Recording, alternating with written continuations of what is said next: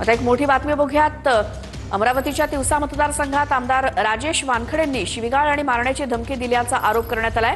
Ratan India power प्लांटच्या प्रतिनिधींची चर्चा करताना शिवीगाळ केल्याचा आरोप आहे। कंपनीच्या प्रतिनिधीला मारण्याची धमकी दिल्याचा देखील आरोप करण्यात आलाय। तर राजेश वानखेडेंचा वादग्रस्त वक्तव्याचा व्हिडिओ देखील व्हायरल झालाय।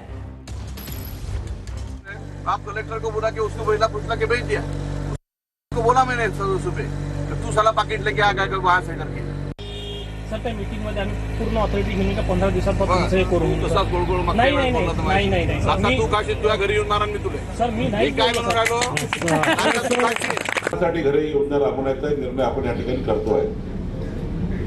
अमरावती शहरामध्ये काही जागा अशा आहेत ज्या अतिक्रमित झालेल्या आहेत, व्यापारी व्यावसायिक स्वरूपाच्या जागा आहेत त्या। आणखी एक मोठी बातमी आहे ती म्हणजे चंद्रकांत पाटलांकडून पुणे महानगरपालिका निवडणुकीची भविष्यवाणी करण्यात आली आहे। लहू बालवडकर हे सर्वाधिक मतं घेऊन नगरसेवक होणार असा दावा चंद्रकांत पाटील यांनी केलाय। तर जेव्हा निवडणुका असतात तेव्हा मला विचारतात दादा काय होणार, असं देखील चंद्रकांत पाटील सभेदरम्यान म्हणाले।